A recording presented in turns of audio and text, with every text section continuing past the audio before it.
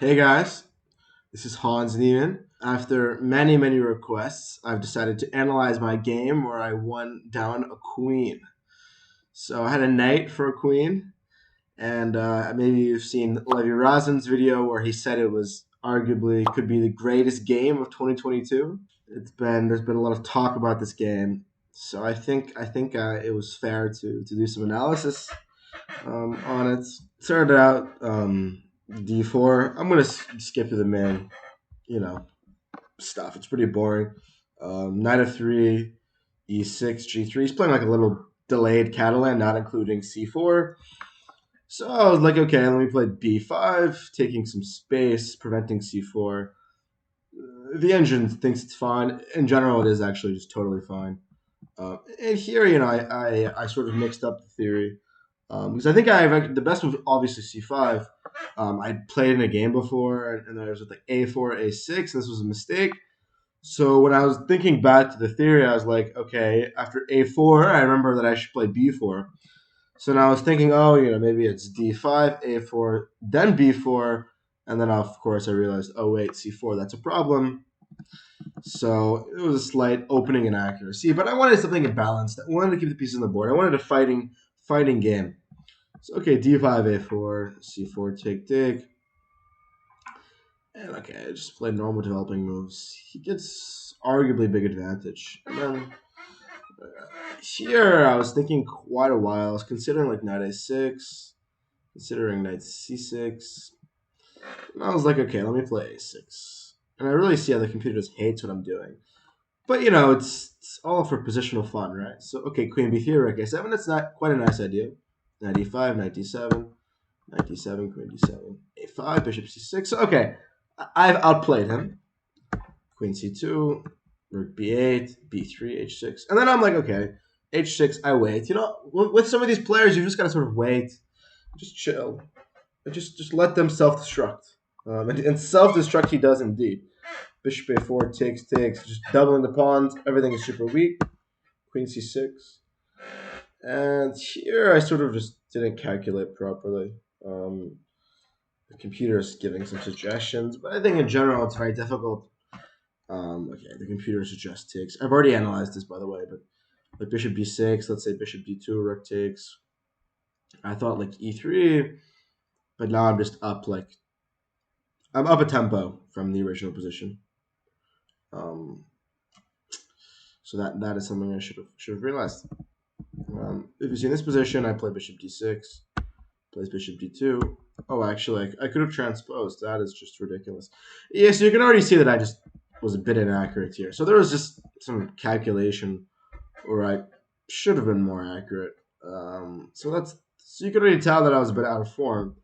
But okay, he plays this, rook takes a4, and then I start doing some very weird things. I play rook a2, then I put my bishop on a3, and then I take, and then I play rook b2, which is like probably the worst move I've seen in my life.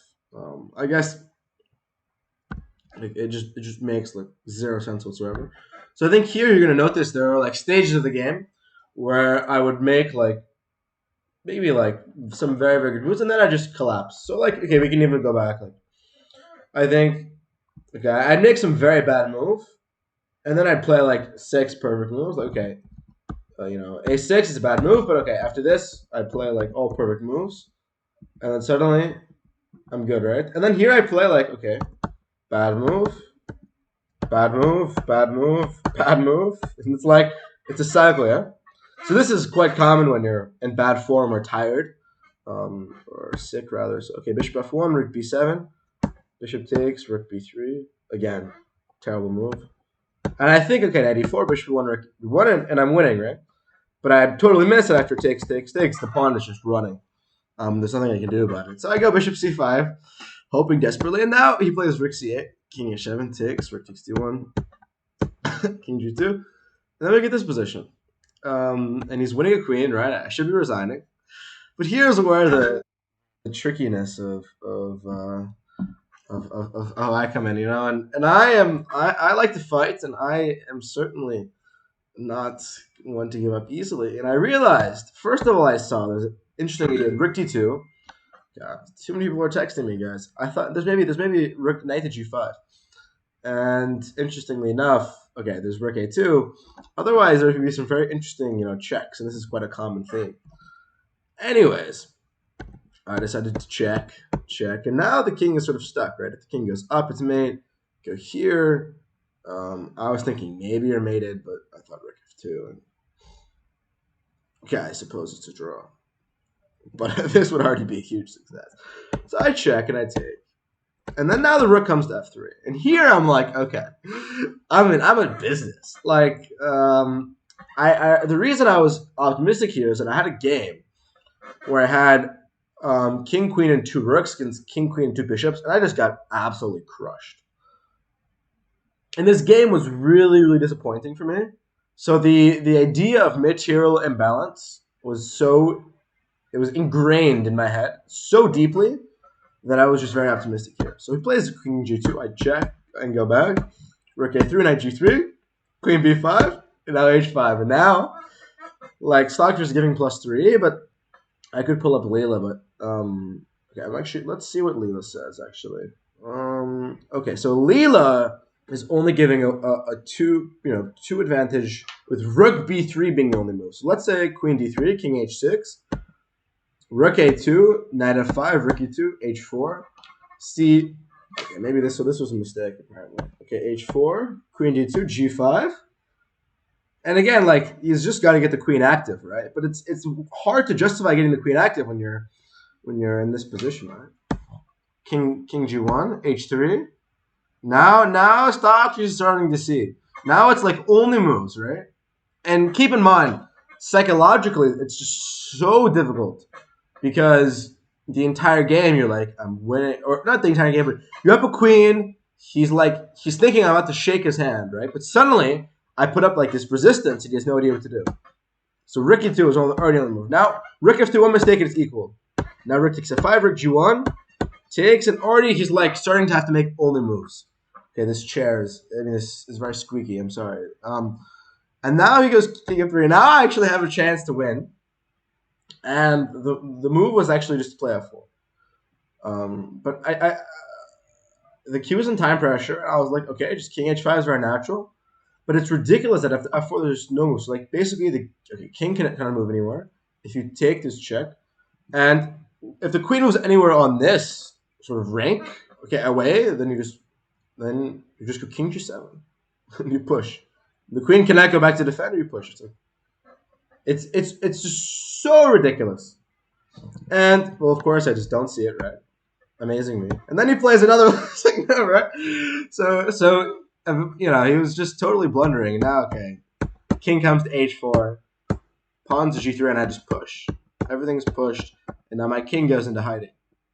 It's important that when my king goes here, like that there's no blocking the g2 on this diagonal.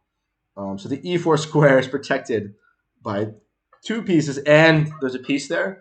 So this pawn is definitely promoted. Okay, let me know that I could have queened. And then actually I was looking, I was like, wait, takes? And then I thought that it was taking, right? But it's check. But I guess h2 resigns is just so aesthetically pleasing that I think that if I play g1, queen takes here, and like ed5, and okay, f4, d6, g1.